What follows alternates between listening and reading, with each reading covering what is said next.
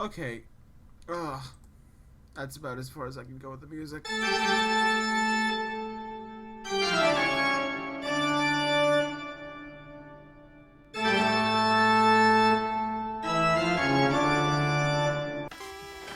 Halloween is that special time of year where people can dress how they normally would, and not get socially ostracized for it. 2013 Tumblr said that.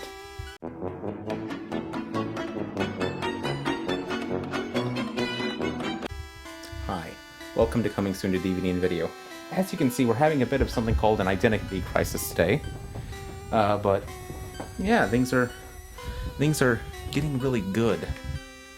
For example, I'm going to a Halloween party later, and I'm going to continue my currently 1 year long tradition of being Ash Williams. Speaking of classic Halloween things, there is one name that needs no introduction, that being Scooby-Doo. Now, the coolest part about Scooby-Doo is that it's been around for 55 years, and for the most part it's been one dude doing Fred all this time. Frank Welker, man, you just gotta love him. I mean, you know, it's Megatron. And it's a real shame he wasn't in this movie. Except he was, kinda.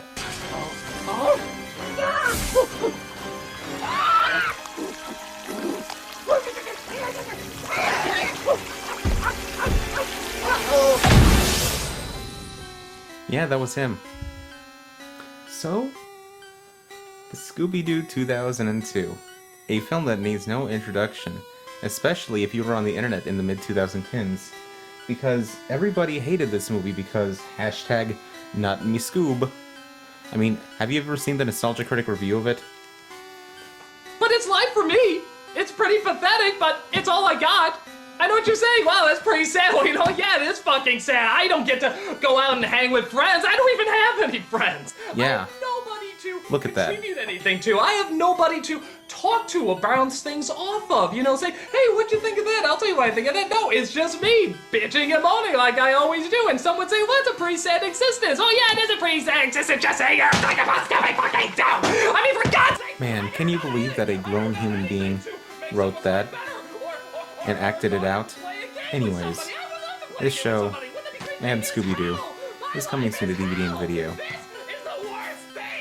And I'm Richard Scrabble. I remember it, so you don't have to. Is that the...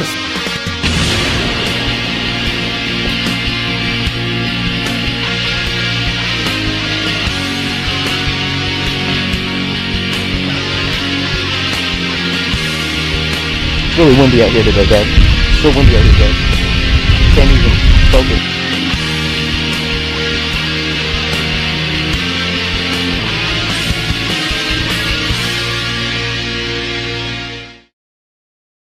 Scooby-Doo had a live-action script ready in 1994, but would only see an update as of 1998, when Mike Myers was reported to co-write with Jake Oden, alongside playing Shaggy. Son of a bitch! Not the worst choice for Shaggy, to be honest. Or imagine being able to be magically whisked away to Delaware. Hi. I mean Delaware. Eventually, this movie got the green light in 2000, this time being written by James Gunn. Some of this footage probably got shot due to interviews, but if it still exists, it will never see the light of day. This version was...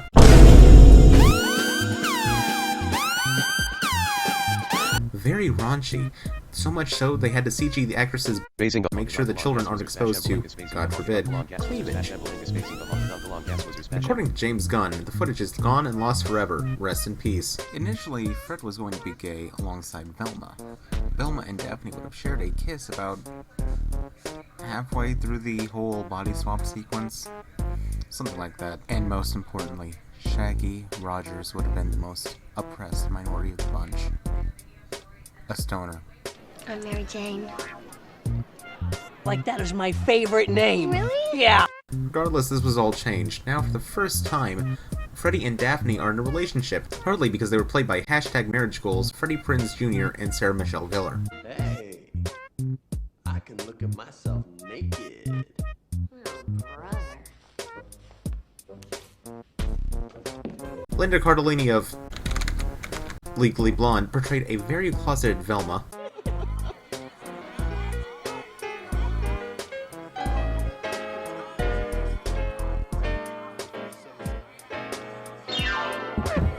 You're just too good to be true. Can't take my... Maybe not so closeted, Matthew Lillard of Scream was betrothed with the role of Shaggy. Most notably after every other actor who attempted to audition was killed by the sheer unkempt power of Shaggy. True story. Neil Fanning was the voice of Scooby-Doo. I feel so bad for his Wikipedia page. He has no photo, but nobody cares enough to put his age next to his birthday. What kind of Wikipedia article says he has 3 mature-aged children? What, did someone just copy and paste his resume here? Look at this.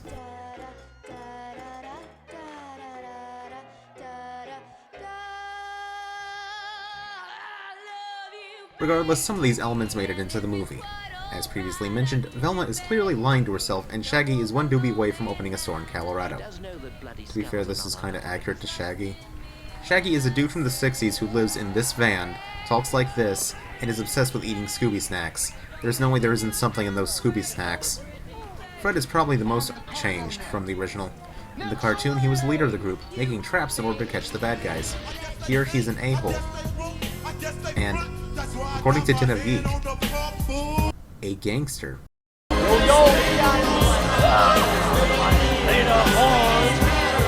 we got beats like it was the Liz on her.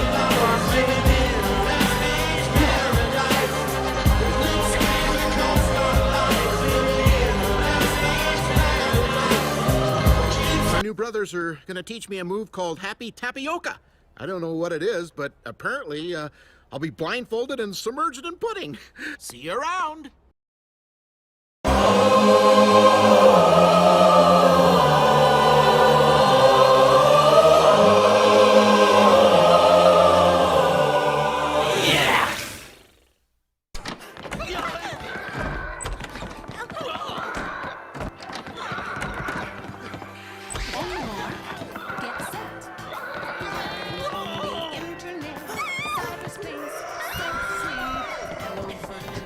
The film's promotional website is something I like to call pure depression. It's like having a loved one with Alzheimer's. Yeah, they're there. But is this considered living, really? Moving on. Hey, I'm Scott, inside the Mystery Machine, helping the gang figure out what makes the groovy color swirl in the new DQ Mystery Crunch Blizzard. Who eats at Dairy Queen? Who goes there for anything other than ice cream?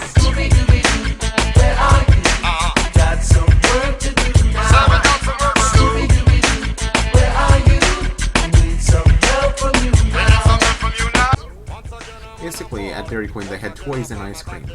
With this article guessing the title of the sequel. Scooby-Doo Unleashed, Scooby-Doo Monsters Unleashed. I gotta say, this ad is pretty cool, mainly because it uses a PBM.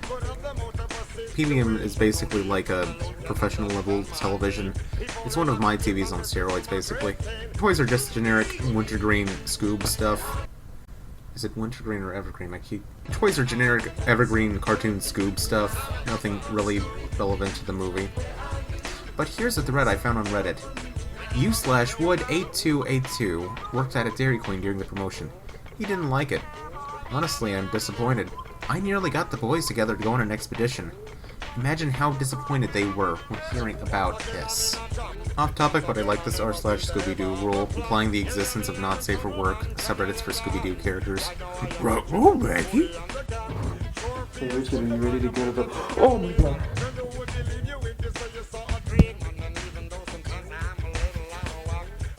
Man, I'm dead. I just like...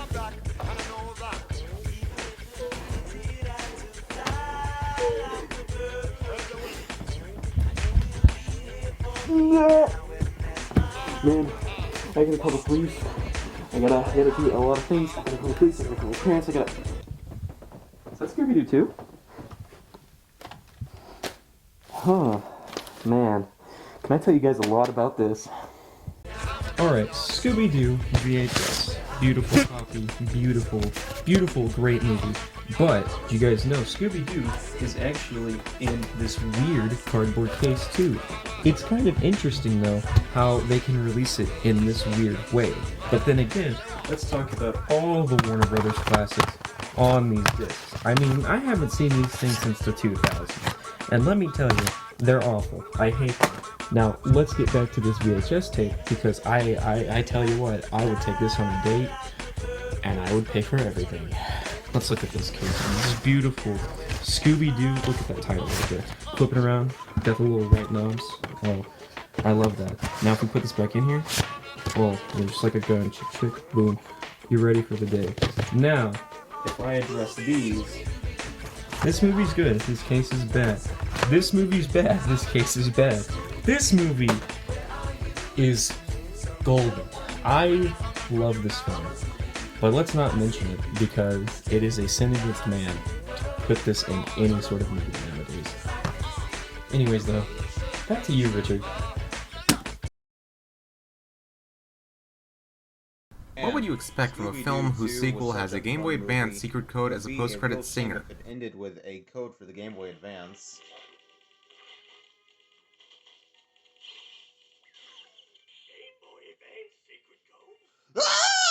A PlayStation 1 game? Mental Nope. wealth.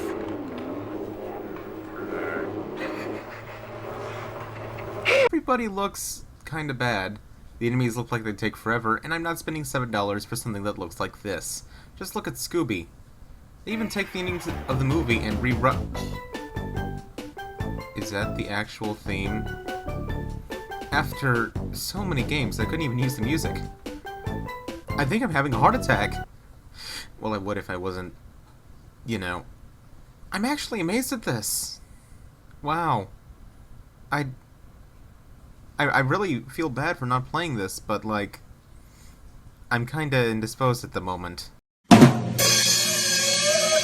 As much as these changes would have made people flip their lids nowadays, I don't think they were too bad. I mean, Fred sort of stayed headed in the cartoons after this. Shaggy kept the drug use off screen. Daphne did sort of become Fred's automatic love interest. Kind of a jerk move. I mean, Shaggy and Daphne were literally traveling the world together in the 80s. This is a violation of the bro code. Velma went back to being the asexual brainiac of the group, except that one time she was a lesbian and also supernatural and Scooby Apocalypse and Funny 8-Picture Man Seth Green scratched that she's lesbian now too.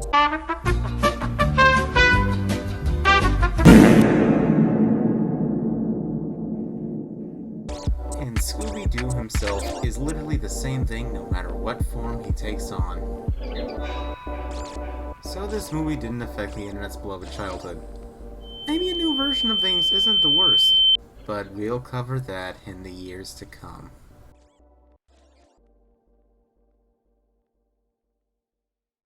Also, this was written before the whole Velma thing happened. All I gotta say is, where's the dog? They were like, oh, it's about Velma only. And I was like, yeah, okay. But now it's got everyone but Scooby. They took Shaggy and named him Norville. Norville. What is going on? Alright. Guess we should finally take you to the hospital. Richard.